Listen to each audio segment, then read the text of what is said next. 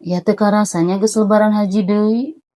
Iraha Ayeuna ari itu si Mas Fuad geus meulem daging.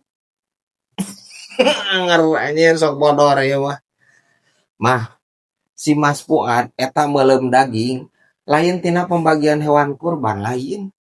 Ya, pan si Mas Fuad mah urang Madura mah. Jauh keneh lebaran mah.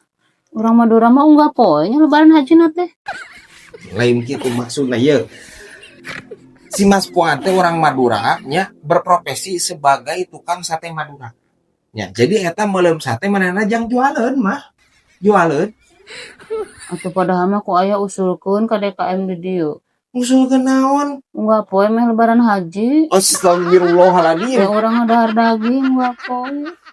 Karaohan ya ampun teh. Siga nu karang ngadahar daging ai mah ya dangukeun deui nya. Neng Rita Tila. Lamun lebaran unggal dinten ya bahaya.